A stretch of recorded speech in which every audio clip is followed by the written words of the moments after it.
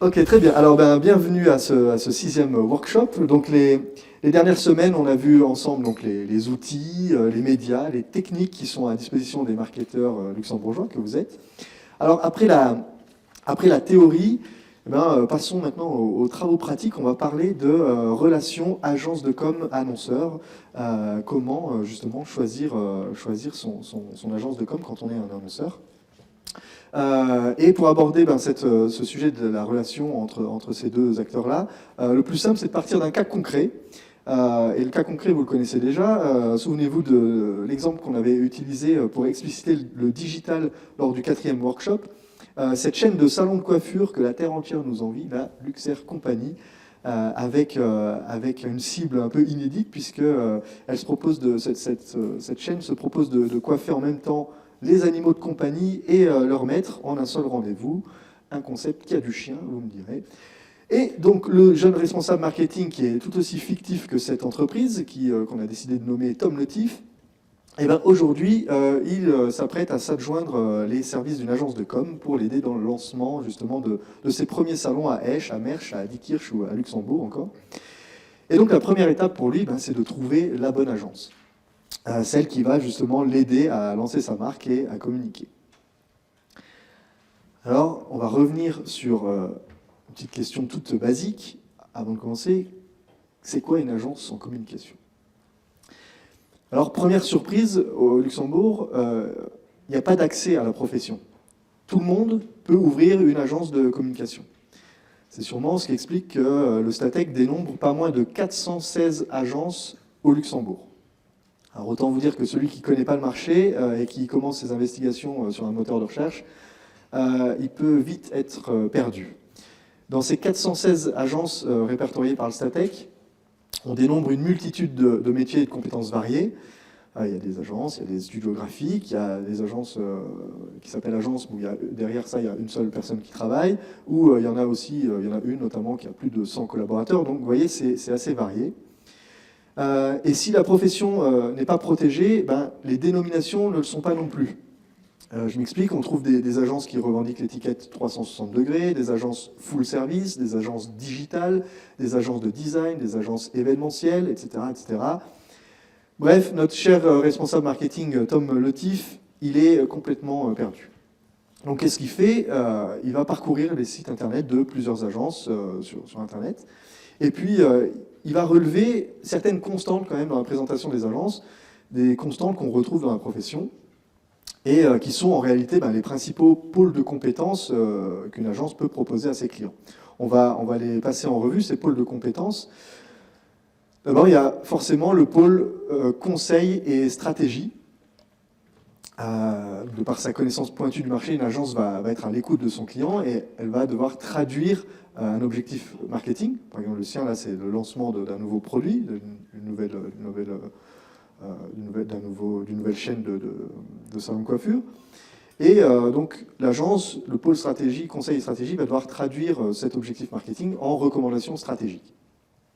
Donc, connaissance de la cible, connaissance de ses attentes, maîtrise des médias, des codes, des habitudes locales, tout ça, c'est des bases indispensables. Une fois le message conceptualisé, il faudra aussi toucher le plus efficacement possible une cible identifiée. Alors, du message ultra ciblé à la diffusion la plus large possible, le média planner va intervenir et c'est lui qui proposera, en fonction du budget disponible, les médias les plus performants et les plus pertinents. C'est ce qu'on appelle le plan média, et donc la stratégie média, c'est une autre forme de conseil que se doit de proposer une agence.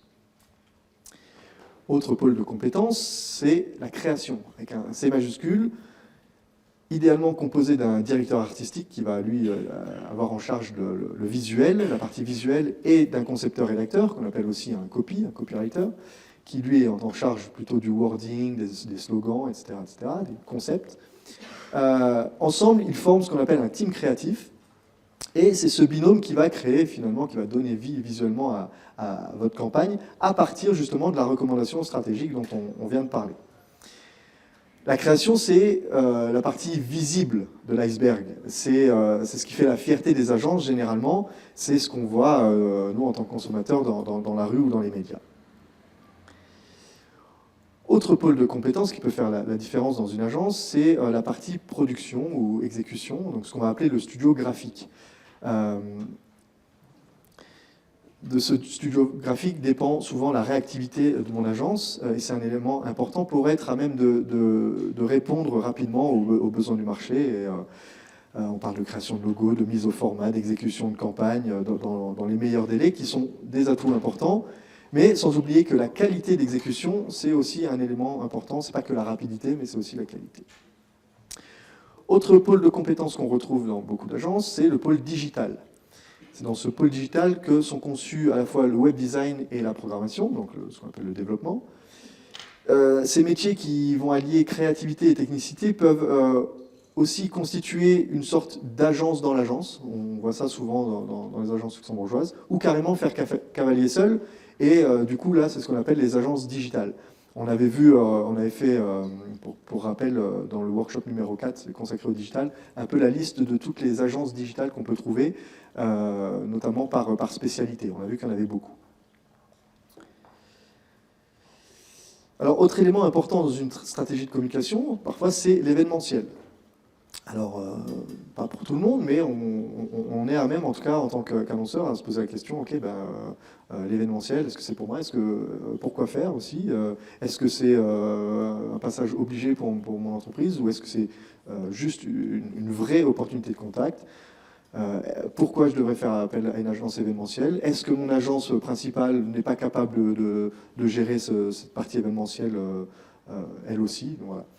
Une fois de plus, la situation au Luxembourg, elle est assez atypique sur cette question-là, parce que de plus en plus d'agences événementielles vont disposer d'une cellule graphique interne et vont donc pouvoir vous proposer plus que de l'événement, mais aussi un habillage graphique thématique pour votre soirée, par exemple.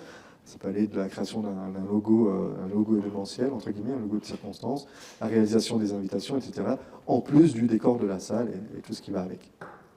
Et tout ça, c'est des prestations qu'une agence classique peut aussi réaliser.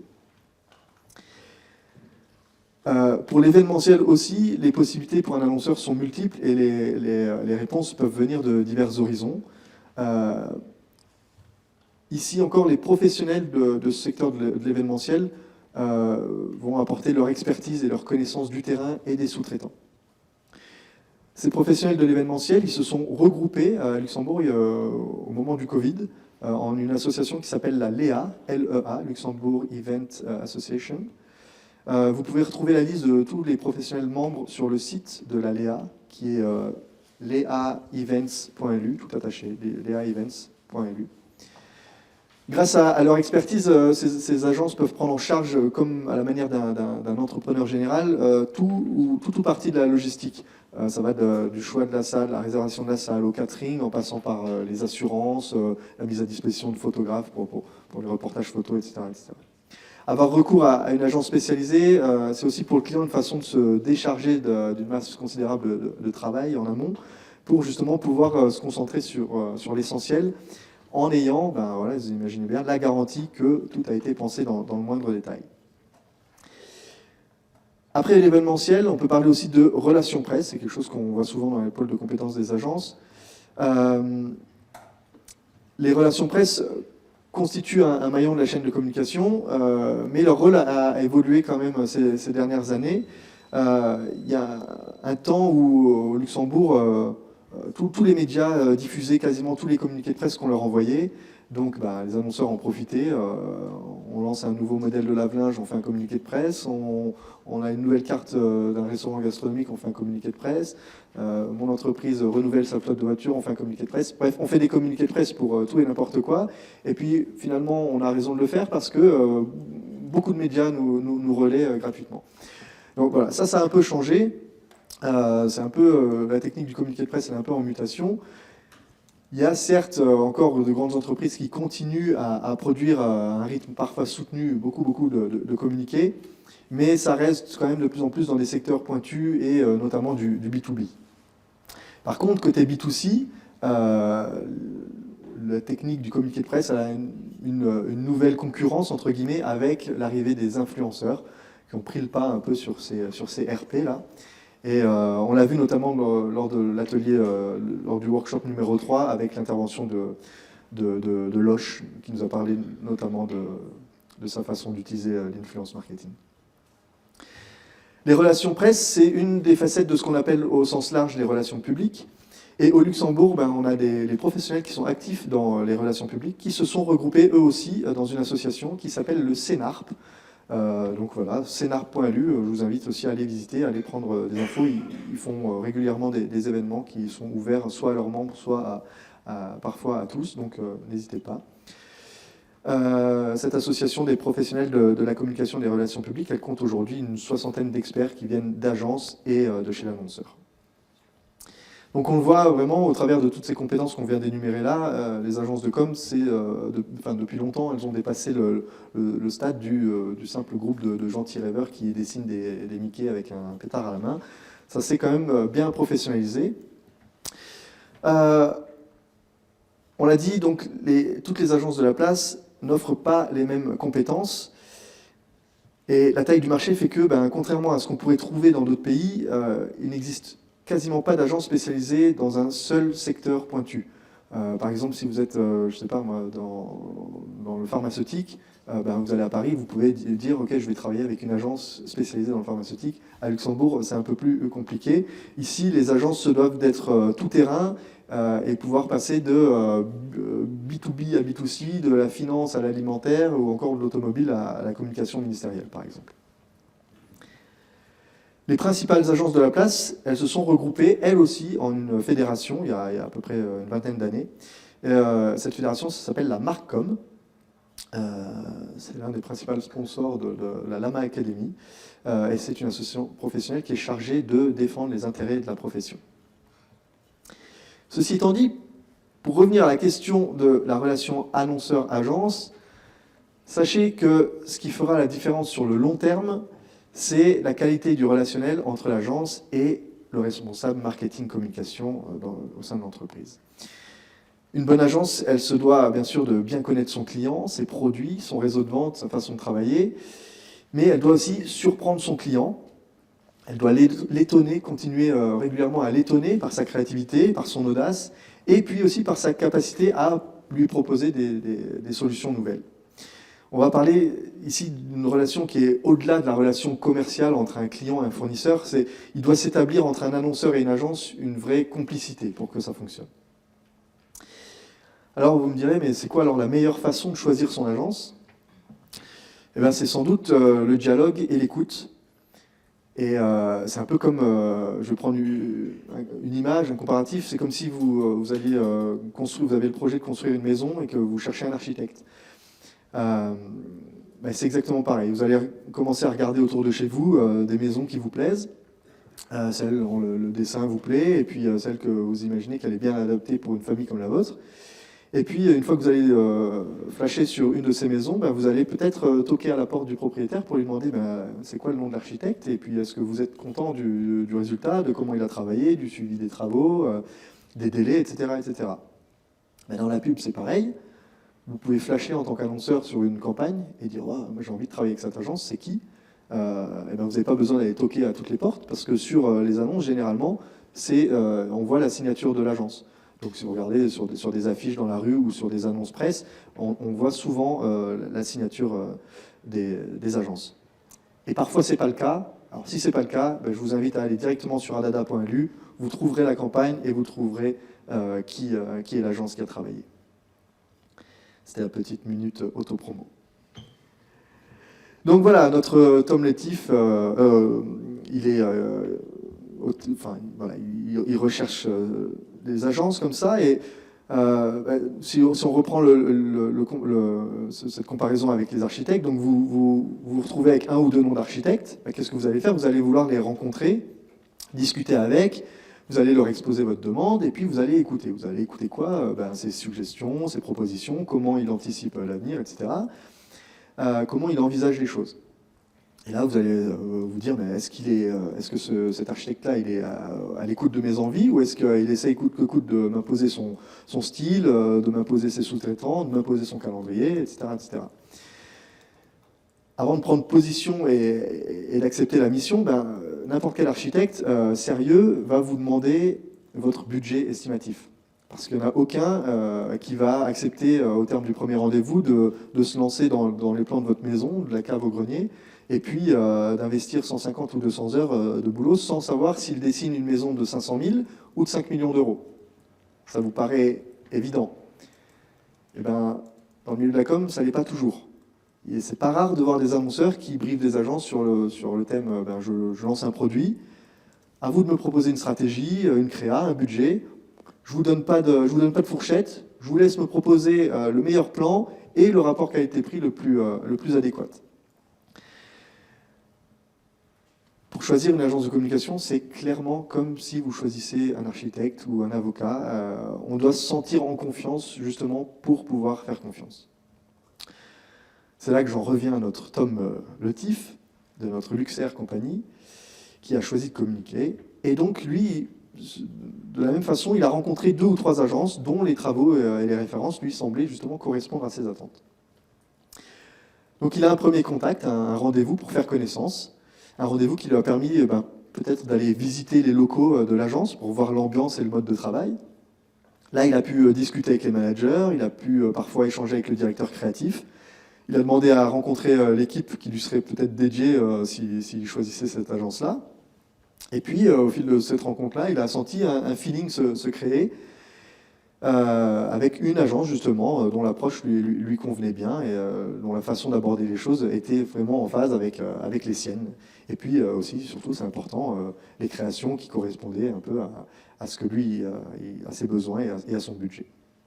Bref, il a fini par choisir une agence comme ça, en suivant son instinct. Ça, c'est une façon de faire, pour choisir son agence, et c'est une façon qui est une bonne façon de faire. L'instinct, ça fonctionne. Parfois, ça ne se passe pas comme ça, et votre direction générale, en tant qu'annonceur, va vous imposer d'organiser un concours d'agence, ce qu'on appelle dans le milieu un pitch. La Marcom, donc la Fédération des agences de conseil en communication, vous propose sur son site internet un petit livre blanc qui va vous aider à bien choisir votre agence sur base de critères objectifs et professionnels. C'est une sorte de checklist indispensable pour bien se poser toutes les bonnes questions et pouvoir faire son choix en connaissance de cause. Donc, le site de la Marcom, c'est marcom.lu. markcom.lu, et vous trouvez là le livre blanc. Dans ce guide, pour choisir son agence, la Marcom aborde plein de choses, mais aussi l'épineuse question du pitch, donc du concours d'agence. Et pour nous en parler, on a Thierry, il est là, Thierry? Thierry n'est pas là. Thierry fait du teasing, il se fait désirer, donc on va embrayer sur la suite et puis on reviendra sur l'intervention de Thierry par la suite. D'accord, donc on devait avoir Thierry, mais qui sera là un peu plus tard. Donc Thierry nous parlera un peu plus tard, justement, des dessous de l'organisation d'un pitch. Donc, notre Tom Letif a choisi son agence. Il est sûr maintenant qu'il veut travailler avec celle-ci et pas une autre. Reste à parler maintenant du contrat de mariage, entre guillemets. Alors justement, première question pratique. Est-ce qu'il y a un contrat? Est-ce qu'il n'y a pas de contrat entre l'agence et l'annonceur?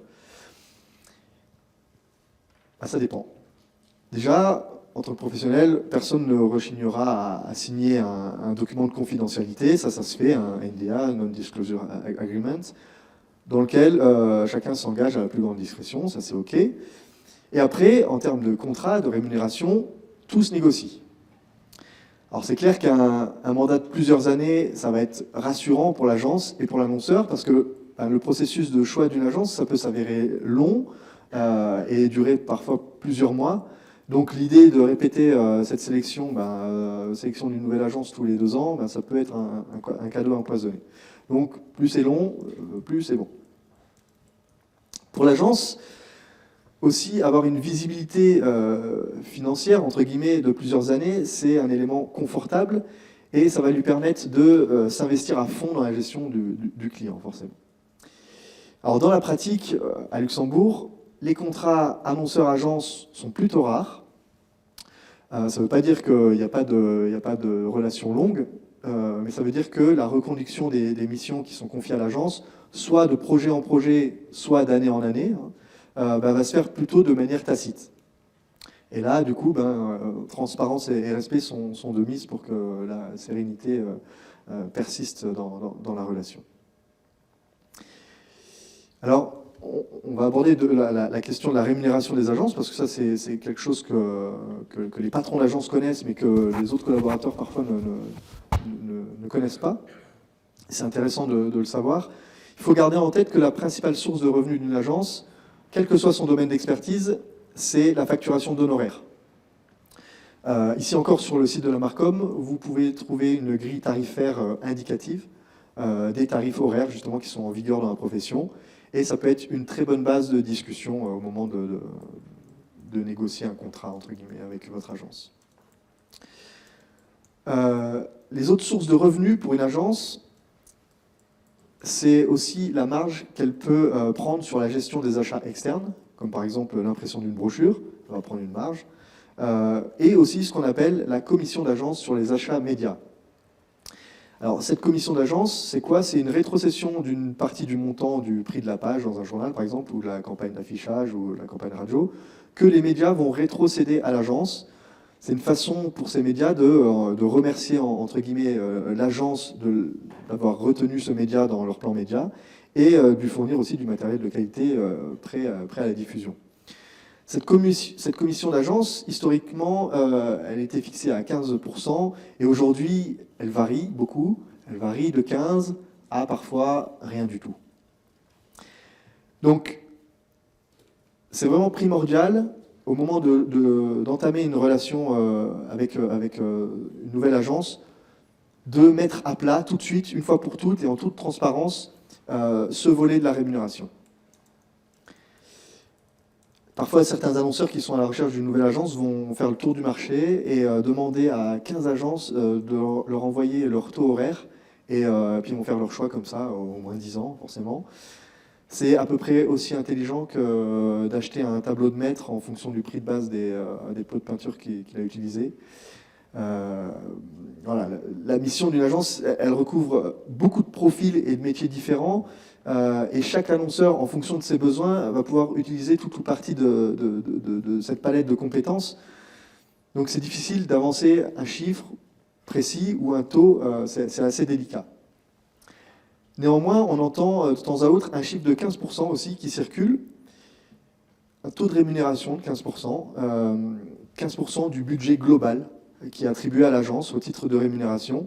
Ça a été mis en place dans les années 50 par Procter & Gamble, d'abord aux États-Unis, puis dans le monde entier, sur base d'un modèle économique où l'agence s'occupait de la création, de l'exécution et du placement média, parce que Procter & Gamble se gardait la partie stratégie. Comment c'est arrivé cette répartition? C'est que sur base de cette répartition des tâches, Procter avait estimé le nombre d'heures nécessaires pour gérer un budget fictif d'1 million de dollars. Et ce chiffre, pour gérer ça, correspondait alors à 150 000 $. Donc, c'est soit notre sacro-saint 15% dont on vient de parler. Ce taux de 15%, calculé sur un budget d'envergure nationale, a longtemps fait figure de référence dans la profession, parce qu'on s'est dit que si un cost killer comme Procter & Gamble acceptait un tel ratio, c'est qu'il estimait qu'un partenaire externe devait pouvoir disposer d'une certaine forme de sérénité financière pour conserver sa disponibilité et sa créativité. Mais une fois de plus, il est temps de ressortir notre mantra spécial Lama qui dit que ce qui se passe au Luxembourg ne ressemble en rien à ce qui se fait ailleurs. Et donc, ce modèle économique qui repose sur des budgets de plus d'1 million d'euros, ce n'est pas applicable à Luxembourg. Ne serait-ce que pour des économies d'échelle. Je m'explique, si Une agence américaine doit réserver et placer pour Procter & Gamble dans un magazine, une page de pub dans un magazine qui coûte 50 000 $ la page. Si je dois faire la même chose à Luxembourg, je vais devoir passer 10 ou 15 annonces dans des supports luxembourgeois pour atteindre le même budget de 50 000 $. Ça veut dire quoi? Ça veut dire qu'il y a 10 à 15 fois plus de fichiers à adapter, 10 à 15 fois plus de bons de commande à générer, du clipping, du suivi. Donc le modèle Procter, il ne peut pas s'appliquer ici. Le modèle de rémunération de l'agence, ici, il sera exactement calqué sur ce que l'annonceur attend d'elle. Il y a certains responsables marketing, par exemple, qui ont ici d'autres casquettes en interne et de fait, leur temps de travail qui est réellement consacré au marketing, il est parfois réduit. Du coup, ça se répercute parfois sur des briefs, par exemple, et puis des briefs parfois qui ressemblent à écoutez, oui, voilà, c'est bientôt Pâques, proposez-moi, chère agence, un truc sympa pour vendre mon forfait coupe brushing avec shampoing aux œufs. Voilà, ça se limite à ça. Et il faut rappeler ici, en tant qu'agence, que quand plus le briefing est clair et précis, moins l'agence va devoir passer du temps en amont pour se documenter, et puis forcément, ça va se traduire au moment de la facturation. Donc voilà, ça, il faut bien le garder en tête, aussi à ce niveau-là de la question de la rémunération. Autre problématique, c'est la rémunération à l'heure. Quel que soit le taux horaire demandé par l'agence, une facturation qui va reposer que sur les heures passées, elle va être pénalisante pour l'agence. Parce que forcément, plus elle travaille rapidement, et c'est ce qu'on lui demande, plus elle va être pénalisée, parce qu'elle va moins facturer du coup. Bref, vous aurez compris qu'en termes de rémunération, il y a rarement de modèle copier-coller, ça va être souvent du sur-mesure. On parle de relations entre annonceurs et agences. Maintenant, on va se demander, mais c'est quoi la durée d'une relation entre un annonceur et son agent, justement? On pourrait répondre un peu à la manière de Fernand Reynaud en disant un certain temps. Il y a des annonceurs qui sont fidèles à la même agence depuis 30 ans. Ça veut dire quoi? Ça veut dire qu'en 30 ans, même si la relation continue, c'est pas du tout les mêmes personnes qui étaient là, qui géraient l'agence ou l'agence qui gérait l'annonceur. C'est plus du tout les mêmes personnes en interne. Mais malgré ça, le couple fonctionne et la symbiose continue. À l'inverse, il y a certains annonceurs, quelle que soit la qualité du travail que l'agence va lui fournir, elle va changer d'agence tous les 2 ou 3 ans. Pour certaines entreprises internationales, c'est même une obligation interne. L'idée derrière ça, c'est que l'agence ne doit pas s'endormir sur ses lauriers, elle doit rester constamment sur le qui-vive pour être au top de sa créativité. C'est du moins leur théorie, et c'est souvent très frustrant pour les équipes et pas toujours cohérent vu la taille du pays. C'est un point de vue qui est très discutable, car souvent, en fait, les responsables marketing eux-mêmes vont et viennent dans les entreprises. Et donc, c'est pas rare de constater qu'en réalité, la mémoire marketing de l'entreprise, elle est de facto délocalisée dans l'agence. Donc voilà, ça c'est... Encore une fois, il n'y a pas de durée idéale, mais une relation, comme toute relation, ça se construit sur la durée. Alors on va vers un nouveau modèle de relation agence-annonceur. Il y a 2 éléments principaux qui expliquent cette remise en question de la relation annonceur-agence. Et la première raison, c'est l'arrivée du digital. Facebook, par exemple, n'a ni bureau de vente, ni régie à Luxembourg. Ça veut dire que chaque euro qui transite par ce géant du net file directement en Irlande.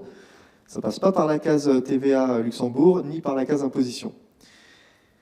Pire encore, les publicités digitales sont payables quasi en temps réel, via la carte de crédit qui vont être débitées au jour le jour, alors qu'une page dans un journal luxembourgeois, par exemple, ça se paye à 30, voire à 60 jours via une facture qui est soumise à la TVA nationale et à l'impôt luxembourgeois des sociétés.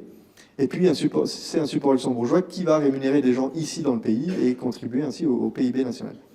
Du coup, ce changement-là, les GAFA, ils ont purement et simplement aboli la commission d'agence, dont on parlait tout à l'heure, et on en arrive à des situations assez paradoxal, où parfois les honoraires de l'agence qui prépare, qui mettent en ligne et qui analysent les résultats d'une campagne, eh ben, sont supérieurs au coût de la campagne digitale elle-même.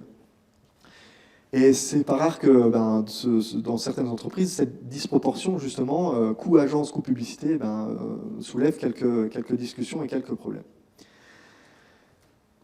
C'est quelque chose qui est déjà connu si on réfléchit bien, parce que cette distorsion-là, par exemple, quand une agence doit produire des cartes de visite pour un client, ça arrive aussi que les frais d'agence soient plus importants que les coûts d'impression. Tout ça, ça interpelle, forcément, on peut comprendre. Bienvenue à Luxembourg, mais c'est aussi des choses qui font que la relation peut être plus compliquée ou se détériorer. Donc, encore une fois, la transparence dans la relation, elle est indispensable pour que confiance et sérénité restent de mise entre ces deux acteurs. La deuxième raison qui a contribué un peu à dégrader la relation annonceur-agence ces derniers temps, elle est un peu plus ancienne. C'était pas rare il y a 30 ans que les entreprises luxembourgeoises n'avaient pas de département marketing communication. Il y a 30 ans, beaucoup de chefs d'entreprise pilotaient directement la publicité, comme on disait à l'époque. C'était un brave homme qui avait la casquette communication, la casquette comptabilité, la casquette logistique, la casquette RH. Et donc, résultat des courses, il pouvait consacrer qu'une heure ou deux par-ci par-là à la communication. Et donc, il s'en remettait entièrement à son agence, en qui il avait confiance. Et puis, les entreprises luxembourgeoises ont grandi avec l'augmentation du marché. Rappelez-vous, le workshop numéro 1, ce qu'on avait dit, 384 000 habitants en 91, 645 000 en 2022. Donc, tout ça a explosé. Et en grandissant, les entreprises se sont structurées. Et un vrai département marketing s'est alors créé, ou bien c'est carrément des entreprises luxembourgeoises qui ont été rachetées par des entreprises étrangères, et souvent on y a calqué du jour au lendemain l'organigramme du nouveau propriétaire. Donc très vite, ça a fait que la relation annonceur-agence s'en est trouvée affectée. Du coup, pour chaque mission, l'agence était challengée. On arrivait à 5 ou 6 versions de mise en page pour un simple flyer A4 par exemple. Les concours d'agence, c'est devenu la norme. Et de partenaires vraiment indéboulonnables, l'agence est devenue un simple prestataire, entre guillemets. C'est une remise en question qui a souvent été mal perçue par les agences, ça il faut bien l'avouer.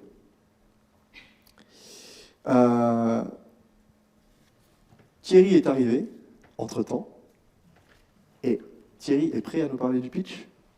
Oui. Oui. Alors, on accueille... On fait ça, Yannick ? On intègre maintenant ? Alors, on intègre Thierry maintenant. Bonjour. C'est presque la même chose, mais un peu différent. Voilà. Merci Jérôme. Moi, j'enchaîne alors ici en tant que président de la Marcom, qui est en fait l'association des agences de communication et de marketing au Luxembourg.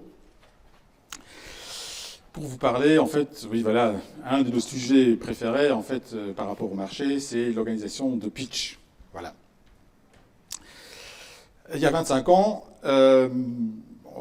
par agence, on avait peut-être 5 pitchs par an. De nos jours, voilà, on en a plutôt 2 par mois.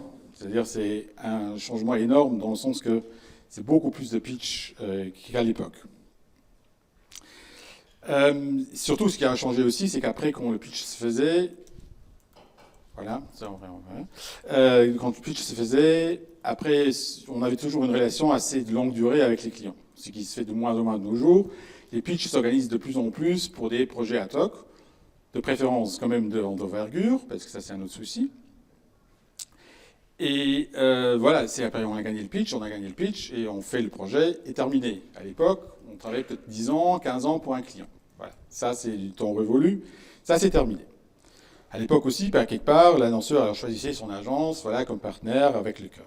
Aujourd'hui, voilà, les pitchs sont devenus en fait un danger. Pourquoi ? Parce qu'en fait, un pitch représente pour une agence entre 100, 150, voire 200 heures de travail. Ce qui est énorme. Voilà, c'est-à-dire le temps investi que l'agence doit mettre dans un pitch d'envergure pour le gagner, c'est minimum 100 heures. Voilà. Si une agence participe par exemple à 4, voire 5, 6, 7, 8 pitchs par an et n'en gagne aucun, ça pose vraiment problème. C'est-à-dire là, on peut carrément mettre la viabilité de l'agence en péril. C'est pour ça qu'ici, voilà, je vais vous parler du pitch dans le sens que pas de dire au client non, vous n'en faites pas. Je comprends tout à fait un client qui veut en faire un pour des choses d'envergure, des projets d'envergure, mais aussi en fait de en parler surtout en fait pour les cadrer, pour voilà plus de sérénité de part et d'autre en fait entre l'agence et les clients. Sur notre site internet de la Marcom, vous trouvez notre white book. Voilà, ça on a déjà peut-être parlé. Notre white book et en fait les autres procédures, comment choisir son agence, et ici surtout sur le pitch aussi, il y a une liste de recommandations, comment se l'organiser.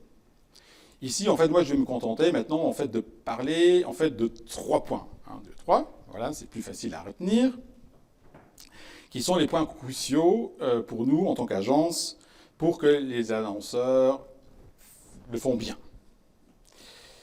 Et si après, vous retenez que, en fait, les 3 points, c'est bien. Je vais vous les marteler dans la tête. Voilà, les 3 règles d'or, en fait. C'est 3 agences. Voilà, je sais que parfois les clients ont toujours une excuse quelque part pour en avoir plus, mais 3, à la base, ça suffit. 3 qui participent, bien sûr.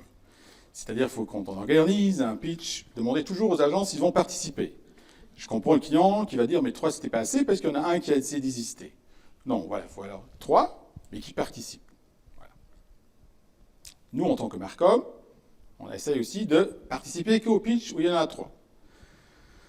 Et bien sûr, il y a toujours l'exception, des exceptions qui font la règle. Mais bon, voilà.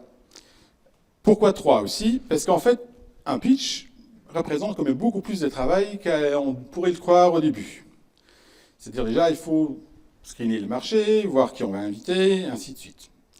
Puis après, il faut les briefer. Il faut faire un briefing commun, ok. Parfois, le client préfère faire un briefing pour chaque agence, ce qui, chaque fois, prend quand même 1 à 2 heures. Après, il faut bien sûr aussi écouter l'agence par rapport à ce qu'elle a présenté. Il faut relire les dossiers, il faut les analyser, les comparer. Et surtout, aussi, après, chaque fois aussi, à la fin, informer aussi les agences qui n'ont été pas retenues et leur expliquer aussi pourquoi elles n'étaient pas retenues. C'est-à-dire, en fait, l'un dans l'autre, l'annonceur qui organise un pitch doit savoir que pour chaque candidat invité, il doit au minimum commenter quand même entre 25 à 30 heures, ce qui est quand même un temps d'investissement non négligeable. Surtout, si vous travaillez dans une grande entreprise, il faut encore le multiplier, parce que, à la limite, ce n'est pas vous qui prenez la décision tout court, il y a encore peut-être un middle management, voire le grand management au-dessus de vous, c'est-à-dire ça prendra encore plus de temps pour le faire. Et je viens de le dire déjà aussi, c'est en fait toujours informer aussi les agences non retenues à l'issue du pitch, parce qu'en fait, recevoir un mail « Merci pour votre dossier, nous avons retenu notre agence », c'est pas super, parce qu'en fait, voilà, on investit quand même 200 à 200 heures, et puis après, on a une ligne. C'est-à-dire aussi qu'il faut toujours prévoir aussi un bon débriefing aux agences que vous n'avez pas retenues. Et voilà, comme ça, l'agence va aussi dire, mais la prochaine fois que vous nous demandez, bien sûr, on va reparticiper. Parce que voilà, il y a toujours quand même aussi une relation agence-client pour aussi les agences qui n'étaient pas retenues, parce qu'on ne sait jamais, on se revoit toujours 2 fois dans la vie. Deuxième point, très important, c'est un pitch doit toujours faire l'objet d'une compensation financière. Il y a parfois, et encore, des cas où ce n'est pas possible. Voilà. Dans un marché européen, c'est très difficile, j'en conviens. Mais si vous travaillez pour une entreprise privée, il n'y a pas de raison pourquoi le pitch ne pourrait pas être rémunéré. Quand l'État aussi, vous travaillez dans une institution étatique, c'est toujours possible aussi de défrayer en fait la participation. Une compensation se joue entre 1 500 et 2 500 euros, ce qu'on donne comme indication. Ça ne couvre pas les frais, parce que si vous passez 100 heures, et voilà, on vous donne 2 500 euros, faites le calcul, c'est pas énorme par rapport, ça couvre tout juste les frais en fait, mais au moins, et encore, pas forcément, mais au moins un minimum ça couvre les frais. Voilà, surtout pour le pitch, qui en fait, pour nous, doit toujours être des pitchs, des vrais pitchs, pour vraiment des vrais sujets, pas pour un flyer A4, parce que ça on a déjà vu aussi, qu'il y a des clients qui font des pitchs pour des flyers A4. Et troisième règle, ce qui parfois pour le client me semble peut-être moins important que pour l'agence, c'est en fait le fait qu'on adore présenter en live. Voilà. Ça, c'est toujours quelque chose qui est très important pour nous. Bien sûr, on peut bien préparer un dossier qui est self-explicatif. Voilà, vous êtes supposé que le client le comprenne. Oui, mais on adore quand même aussi encore toujours l'expliquer devant les gens qui décident. C'est toujours une problématique aussi, puisque je insiste un tout petit peu, c'est en fait parfois on présente au service com, mais le service com, et ça c'est alors un souci dans l'organisation interne, et le service com, il peut pour rien, c'est qu'en fait, c'est pas lui qui va prendre la décision, mais c'est la hiérarchie au-dessus qui va prendre la décision.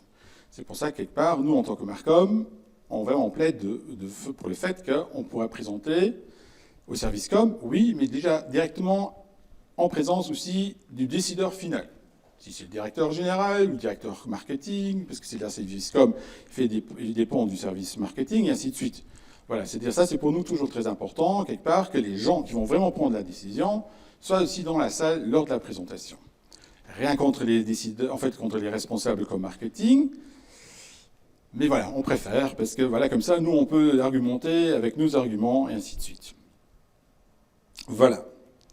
Alors, je résume. 3 bonnes pratiques pour un pitch réussi. Pas plus de 3 agences. Défrayement minimum de 1 500 à 2 500 €. Et présentation des projets live en face des décideurs. Si ces 3 critères pouvaient déjà devenir, à compter de ce jour, la règle pour les pitchs à Luxembourg, on est encore un peu loin de ça, mais ça s'améliore, il faut le dire, j'aurais réussi ma mission. Merci.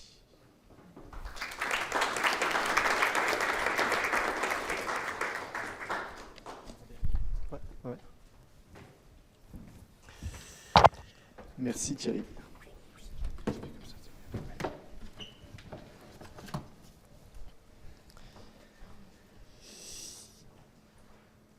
Vous avez retenu 3 choses.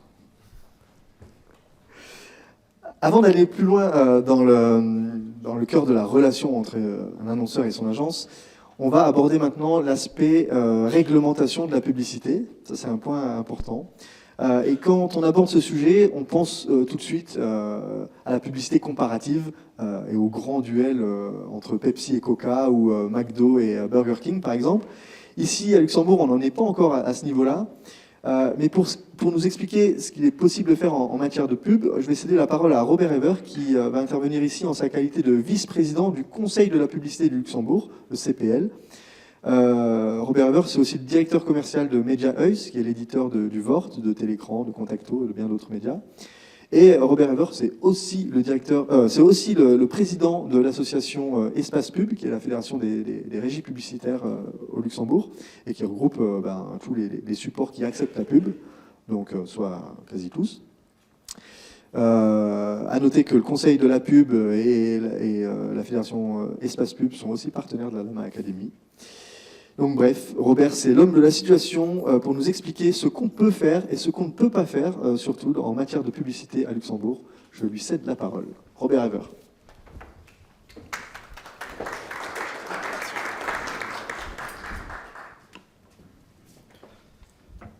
Bonjour, vous m'entendez?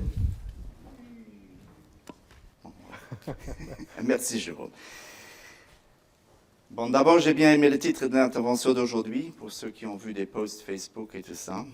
Oui, il existe des garde-fous à Luxembourg, on n'est pas dans le Far West, je ne suis pas un shérif, mais vous allez voir la présentation. D'abord, je tiens à excuser notre président Dan Ashen qui n'a pas pu se joindre aujourd'hui à nous. Allez, on commence par une enquête terrain sur le champ ici dans la salle.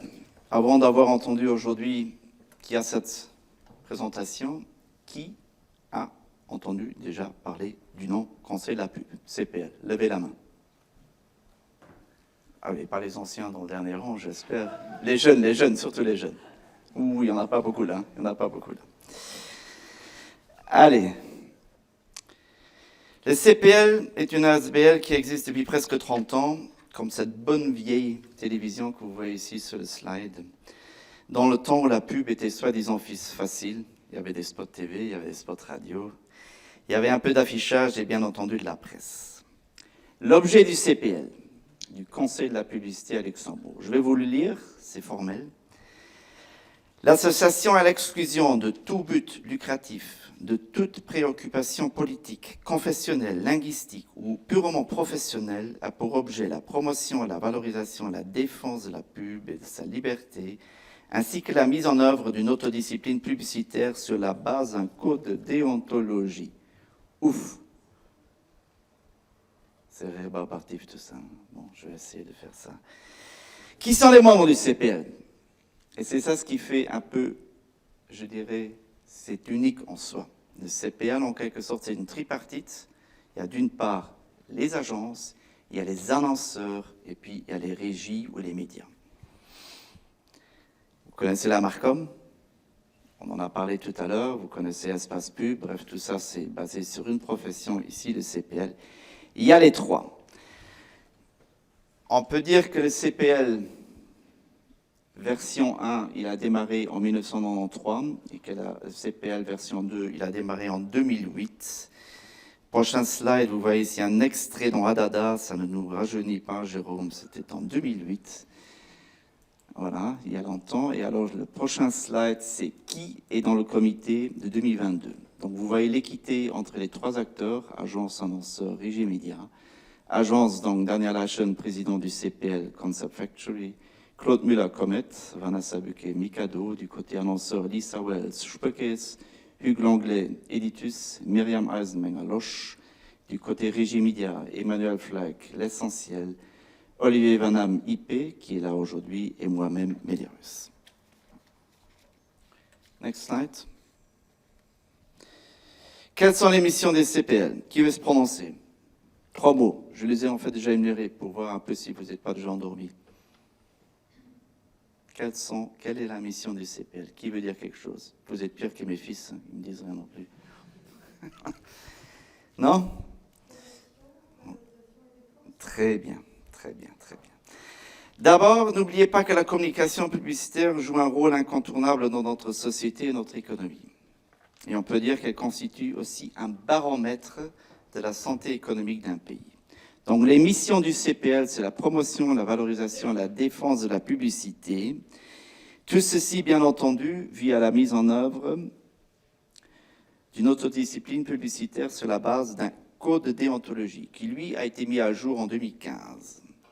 Prochain slide, on vient aux principes généraux du code de déontologie, qui sont la véracité, loyauté, honnêteté, la décence, la responsabilité sociale, la responsabilité environnementale, respect, protection de la vie privée, et bien entendu les règles spécifiques, on va y venir tout à l'heure. Allons un peu dans le détail dans la véracité. Donc, c'est des extraits du code de la déontologie que vous pouvez retrouver sur le site conseilpublicité.lu. Véracité. La pub doit être véridique. La véracité consistant notamment à s'abstenir d'allégations mensongères et d'ambiguïtés susceptibles d'induire en erreur le destinataire. Continue. Tous les détails pertinents se rapportant à une offre annoncée doivent être clairement énoncés et compréhensibles de tous, notamment donc de l'offre, la nature, la composition, la méthode, la date de fabrication, le domaine d'utilisation, les performances, la quantité, le prix, etc., etc. Donc c'est tout de même, tout ceci est très normé.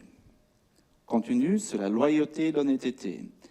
La pub doit être dictée par la loyauté qui interdit d'abuser de la confiance ou du manque de connaissance des consommateurs. Elle doit être en outre honnête, ce qui implique l'identification de la publicité en tant que telle, ainsi que le non-recours à tout témoignage, citation ou référence scientifique inadaptée ou exagérée. Prochain.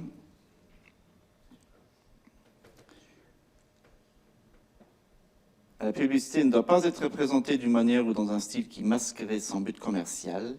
Ainsi, toute publicité relayée dans des médias qui comporterait des informations des articles rédactionnels doit être présentée de telle sorte que son caractère publicitaire apparaisse instantanément, ainsi que l'identité de son annonceur.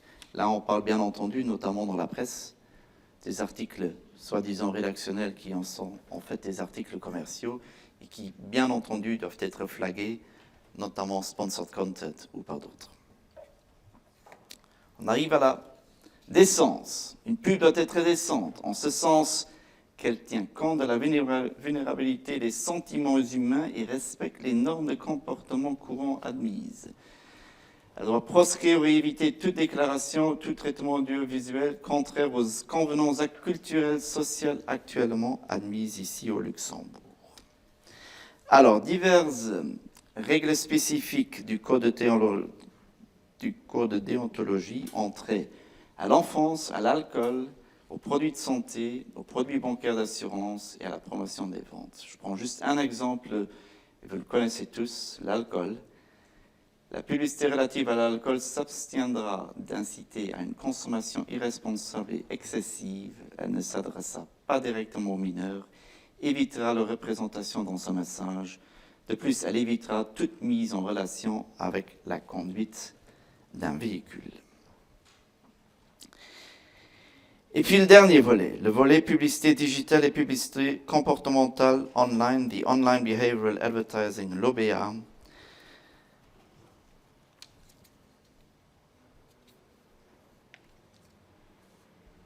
Que vous voyez ici.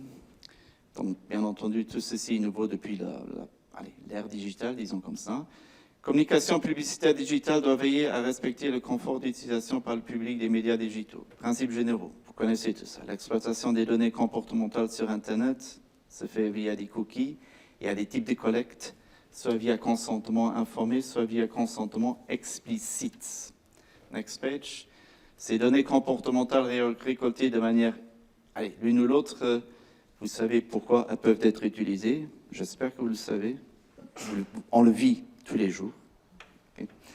Analyse statistique, exploitation commerciale, vente de vos données, prospection nominative, mise en place de pubs comportementales, etc., etc.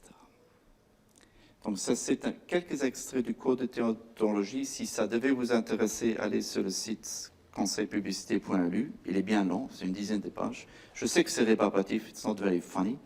Mais bon, sachez que ça existe. On n'est pas au Forest ici au Luxembourg.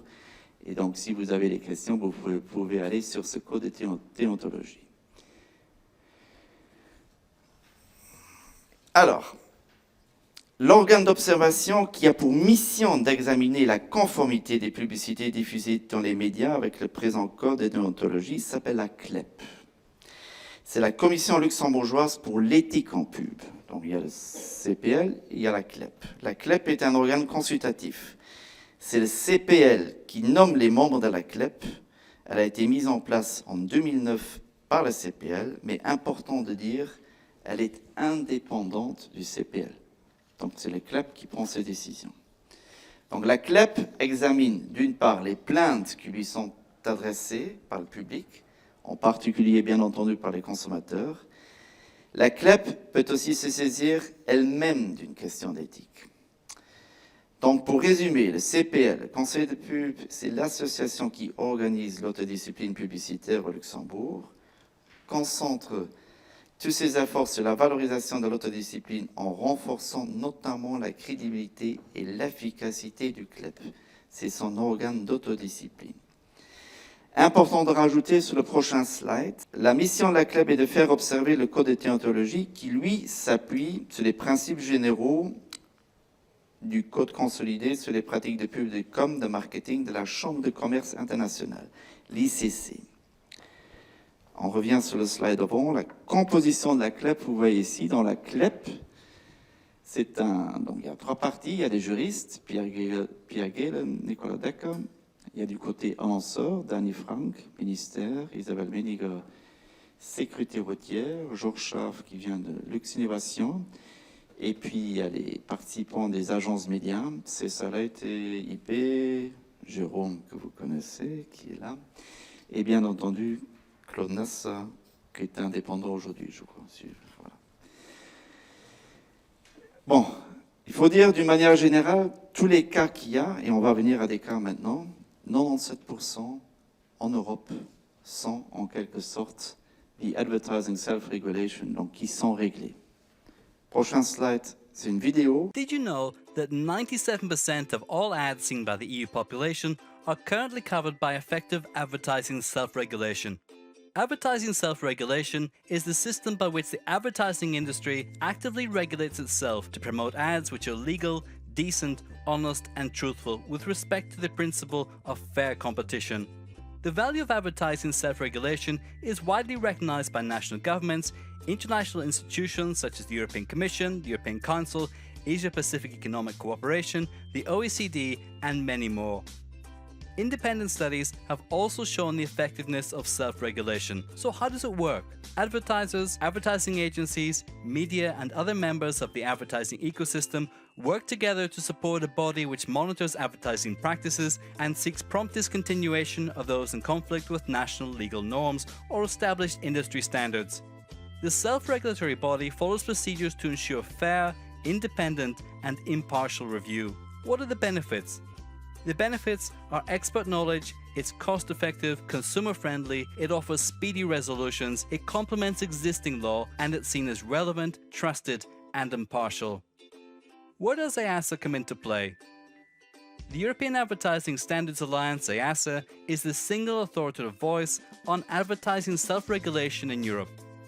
EASA ensures high standards of operation for national self-regulatory systems in Europe by providing detailed guidance on how to go about advertising self-regulation across the single market for the benefit of consumers and businesses.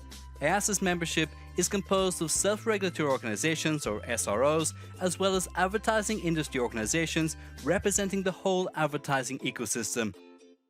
The SROs are responsible for ensuring compliance with advertising standards at national level. They impartially address consumer complaints regarding ads and play a preventative role through training, copy advice, monitoring and pre-clearance. How does EASA achieve its goals? It achieves its goals by advocacy, especially the promotion and development of self-regulation in the advertising sector, and it works to strengthen and extend self-regulation across Europe through training, promoting best practice in self-regulation, handling cross-border complaints.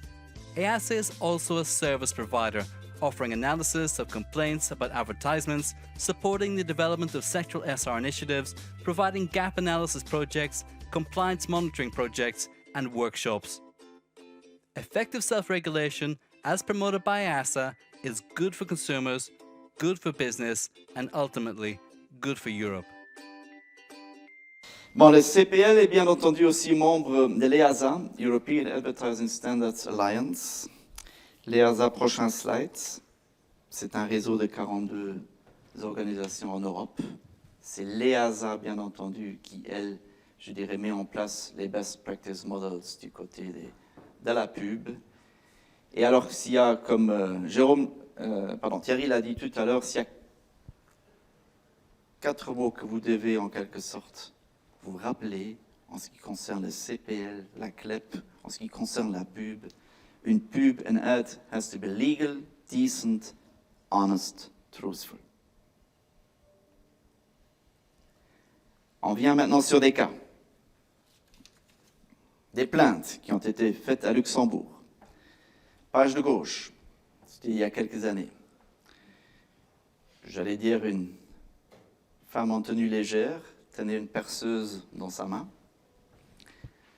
avec un titre Born to be Wild. Il faut dire que boren, hein, ça veut dire percer en allemand, pour ceux qui ne parlent pas l'allemand. Peut-être, allez, on fait un sondage. Ça choque quelqu'un? Est-ce que vous trouvez que cette pub, aujourd'hui, ne porte pas atteinte à la dignité de l'image de la femme, tout court? Qui ça choque? Allez, faisons un peu... Est-ce que vous trouvez qu'une telle pub devrait encore pouvoir, aujourd'hui, être mise en avant? Ça ne vous choque plus? Vous êtes tout. Mais alors, est-ce que vous l'accepteriez aujourd'hui ou non? Posons la question comme ça. Si vous étiez membre de la CLEP, fait un jeu, est-ce que vous accepteriez cette pub? Qui l'accepterait? Ou qui ne l'accepterait pas? Allez, come on. Ok, ouf.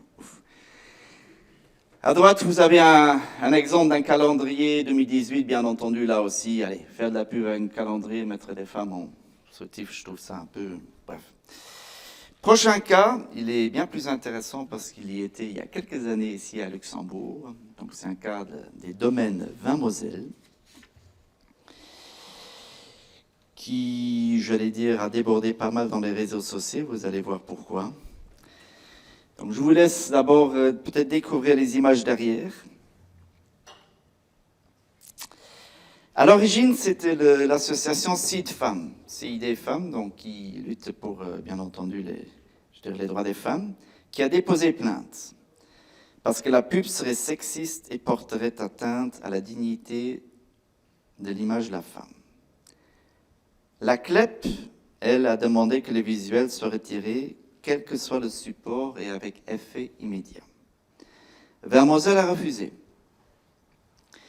Le producteur du spot a même lancé un sondage en ligne sur Facebook pour demander ses followers. Bref, tout ceci, j'allais dire, a généré dans un petit shitstorm sympathique sur la toile, avec des créations autres autour de cette créa. Vous avez vu tout à l'heure la femme voilée, vous voyez le gros lard à droite, voilà. Vous voyez des gens en train de forniquer, bref, c'était... Allez. C'est un des exemples bien concrets comment une pub peut en quelque sorte dégénérer. Alors peut-être aussi un sondage là. On revient peut-être sur... est-ce qu'aujourd'hui cette pub... Parce que même, allez, j'allais vous dire, à l'intérieur, donc c'est la CLEP qui a pris sa décision. Moi je suis au conseil de pub, je ne suis pas au CLEP.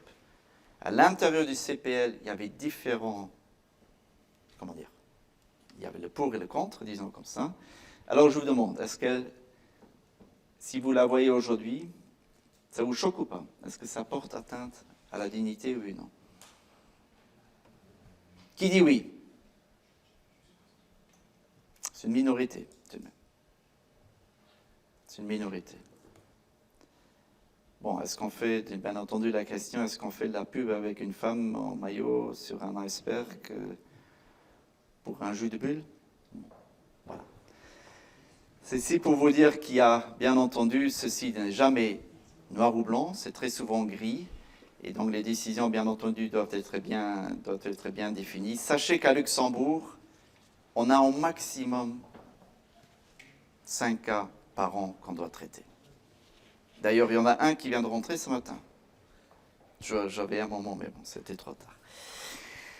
Allez, on prend les dernières, il y a 2 slides encore.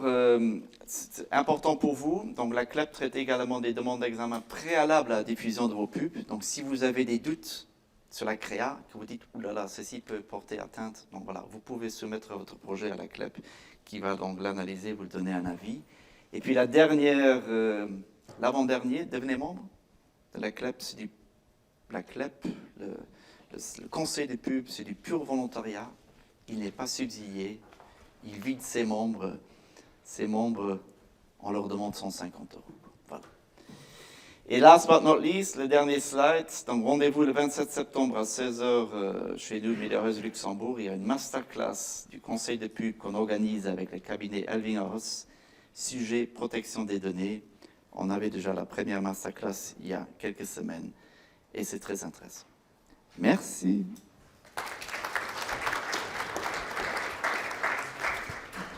Merci Robert. Avant de partir, est-ce que tu peux expliquer quel est le pouvoir de la CLEP face à une plainte?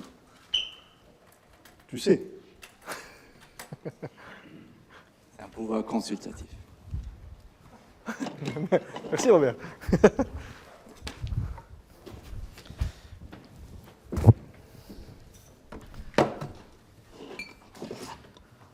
Donc en gros, si la CLEP reçoit une plainte, ils peuvent donner un avis, mais ils ne peuvent pas interdire une publicité. C'est un avis consultatif, voilà. Merci Robert. Alors, on arrive dans la dernière partie de notre workshop. On connaît maintenant les balises de ce qu'on peut faire ou ne pas faire dans la publicité au Luxembourg. On va voir maintenant ce qui pourrait... malgré tout, enrayer la belle mécanique d'une relation agence-annonceur. Alors, si sur le papier, la mission, elle peut sembler claire, hein, l'annonceur va briefer une agence, et l'agence va revenir avec une analyse stratégique si nécessaire, et puis des propositions de campagne sous le bras. Mais dans la pratique, c'est parfois un peu plus compliqué, et les briefs, notamment, ne sont pas toujours évidents. Pour conclure, on va vous présenter trois mauvaises pratiques, encore une fois, pour un annonceur. Vraiment, ceux qu'il ne faut pas faire si vous êtes... Alors ici, il y a des gens d'agence, il y a des gens de côté annonceur. Donc vraiment, en tant qu'annonceur, voilà trois mauvaises pratiques qu'il ne faut pas faire. La première mauvaise pratique, c'est d'attendre d'une agence qu'elle vous propose un budget pour votre campagne. Chère agence, proposez-moi le budget idéal pour ma campagne ou pour mon event. Je ne vous donne pas de montant, surprenez-moi, soyez créatifs, c'est vous les professionnels, encore une fois, proposez-moi des solutions innovantes, je veux la meilleure campagne au prix le plus juste. Comme on l'a dit tout à l'heure, c'est comme si vous sollicitiez un traiteur pour organiser le mariage de votre fille et que vous ne lui donniez pas de budget. Vous comprenez bien qu'un apéro, on peut le faire avec du champagne et des petits fours, mais aussi on peut le faire avec des cacahuètes et du mousseux. C'est un peu ça. Donc, c'est vous, en tant qu'annonceur, qui devez donner votre budget au départ. Mauvaise pratique numéro 2, ne pas laisser de délai raisonnable. La création, ça ne se commande pas, c'est une œuvre humaine, et donc, à ce titre, son temps de gestation, il est variable. Pour les créatifs, derrière ça, plus on a de temps, mieux c'est, forcément. Le fameux J+1, il me faut ça pour demain ou demain matin, ou le soir dire non mais c'est bon, vous avez jusqu'à demain 8h. C'est un peu comme les miracles. Parfois ça fonctionne, mais pas toujours, et puis personne ne peut vous garantir le résultat. Donc demander à une agence de produire une campagne complète avec création, plan média et budget en 10 jours, c'est une aberration, c'est une méconnaissance des pratiques, et c'est sans doute aussi le meilleur moyen pour se planter. Alors, quand on a dit ça, on n'a presque rien dit. C'est quoi le délai raisonnable à laisser à une agence pour répondre à ma demande? Déjà, il convient d'abord de savoir si l'agence en question connaît mon secteur d'activité ou mon produit. Est-ce que moi, en tant qu'annonceur, je suis en mesure de lui apporter un briefing complet, comme on l'a dit tout à l'heure, et puis détaillé du marché? Ou est-ce que l'agence que je sollicite, elle va devoir partir d'une feuille blanche? Ça, c'est des différences importantes. Pour une campagne complète avec réflexion stratégique, création et recommandations médias, la marque Com, encore une fois, nous dit que 4 à 6 semaines, c'est un délai idéal. Pas en dessous d'un mois, ça c'est sûr. Il faut le repréciser, mais les agences ont aussi d'autres clients à satisfaire au quotidien, et donc par définition, ce volume de travail supplémentaire va devoir être absorbé en plus d'une charge de travail qui est déjà planifiée. Donc, laissez du temps. La mauvaise pratique numéro 3, c'est d'attendre que l'agence fasse mon travail d'annonceur. Je m'explique, l'agence, elle est au service du responsable marketing. C'est pas l'agence qui va définir la stratégie commerciale de l'entreprise, de l'annonceur. Une bonne campagne publicitaire, elle va devoir refléter la politique commerciale de l'entreprise pour laquelle elle travaille, mais encore faut-il que cette politique commerciale, elle soit claire du côté de l'annonceur. Si cette campagne publicitaire qui va se retrouver dans les médias, elle n'a pas été préalablement validée par la force de vente, ça va impacter l'efficacité sur le terrain et forcément ensuite les résultats. Et puis on dira quoi? On dira que la campagne de pub, elle n'était pas bonne, elle n'a pas atteint ses objectifs. Trop souvent, le volet interne, il est négligé. Et du coup, la dernière marche de l'escalier, ça devient la plus difficile à franchir à cause justement des lourdeurs internes. Il faut savoir que ce qui ressort souvent, c'est que le personnel d'une entreprise, il est prêt à se mobiliser pour une nouvelle campagne si on lui en donne la possibilité. Lui présenter en avant-première, par exemple, le nouveau logo de votre entreprise ou la nouvelle campagne de votre entreprise, c'est à la fois une belle opportunité pour renforcer l'esprit d'entreprise, justement, mais c'est aussi le meilleur moyen de mobiliser des ambassadeurs. C'est des collaborateurs qui vont porter votre message, qui deviennent du coup vos ambassadeurs. Il ne faut pas oublier que si une campagne elle s'adresse aux consommateurs, eh ben, c'est les collaborateurs de votre entreprise qui sont au contact de ces consommateurs. Donc plus grande sera leur adhésion, meilleure sera leur implication. Donc cette liste de mauvaises pratiques, on pourrait la continuer encore assez longtemps, mais ces trois-là constituent ce qu'on pourrait appeler les 20-80 des frustrations au sein des agences. Il y a peu de critères, mais au final, énormément d'effets négatifs. Alors, je terminerai par une proposition, qui peut être une évidence pour certains, mais c'est toujours bon de rappeler les évidences. On l'a vu la plupart du temps au Luxembourg, la relation entre une agence de communication et son client dure de longues années, c'est très bien comme ça. Mais comme dans tous les vieux couples, au début on se pose beaucoup de questions, on s'inquiète l'un de l'autre, et puis au fil du temps, on devient un peu moins prévenant. Puis comme plus on se connaît, plus on se comprend d'un simple regard, le revers c'est qu'on devient un peu moins attentif, et on passe un peu en pilotage automatique. Donc c'est là que le danger guette et que la relation risque de s'arrêter, quoi. Donc la proposition, c'est que c'est capital pour une agence d'avoir un débrief sur son travail. Et ici, au Luxembourg, cette culture un peu du livre ouvert, elle n'existe pas vraiment. C'est assez rare les annonceurs qui disent à leur agence, à la fin d'une campagne, grâce à cette belle campagne, on a progressé de X%. Pourtant, c'est un peu du devoir de l'annonceur de dresser un bilan justement des actions qui ont été réalisées. Alors l'agence, elle ne demande pas de connaître avec précision l'augmentation des ventes engendrées par la campagne et des détails qui restent des détails qui devraient rester secrets pour l'entreprise. Mais l'agence, elle est demandeuse de pouvoir analyser de manière large, de dresser la liste de ce qui a fonctionné, de répertorier les petites faiblesses, les points à améliorer justement, et d'inventorier dans un cahier d'événements, par exemple, des idées ou des pistes d'amélioration pour l'année suivante, la suite de la collaboration. D'une manière générale, le secret d'une relation qui dure, c'est un peu comme dans tout, c'est de prendre le temps. Et pour une agence, avec un annonceur par exemple, prendre le temps, 1 heure par trimestre, pour faire le point à froid, hors action de com ou briefing, vraiment de prendre le temps de faire un débriefing. Alors il y a certains annonceurs chevronnés qui le font et qui utilisent des grilles de notation pour rien oublier. L'idée, c'est de pouvoir enclencher ce débriefing à partir d'une simple liste de 4 critères assez simples, qui sera reprise comme ça de trimestre en trimestre pour pouvoir évaluer un peu l'évolution. Ça permettra à l'agence de s'améliorer et de répondre le plus précisément possible justement aux attentes de son client sur le long terme. Ces 4 critères, c'est quoi? C'est la créativité, c'est l'exécution, c'est le service client et c'est la proactivité. Et puis, ces 4 critères, on peut les noter de 1 à 10, et puis voilà, de trimestre en trimestre, constater l'évolution.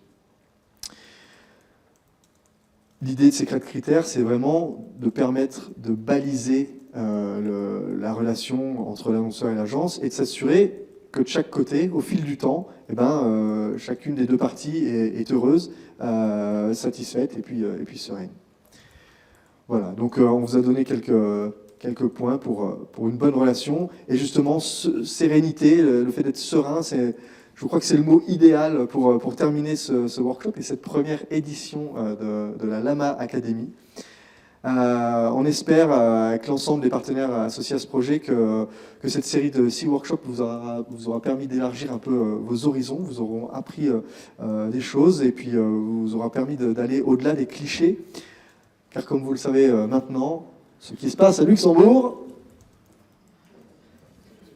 ne se passe pas comme ailleurs. Voilà, vous avez retenu ça, c'est bien. Je vous remercie beaucoup pour votre attention, pour votre présence aujourd'hui ou tout au long des 6 derniers workshops. Est-ce qu'on a quelque chose à rajouter? Le livre, les gagnants du livre pourront le récupérer, on a la liste des gagnants, donc vous pouvez le récupérer. S comme senior, et on a 10 gagnants, c'est à la sortie. Le Lama Academy ferme sa première session, mais il y en aura d'autres. On a eu une belle couverture et des bons retours. On espère que ça vous a intéressé. Merci beaucoup. Est-ce que, avant de se quitter, est-ce qu'il y a des questions peut-être sur l'intervention d'aujourd'hui ou... Alors merci beaucoup. Rentrez bien et bonne continuation. À bientôt.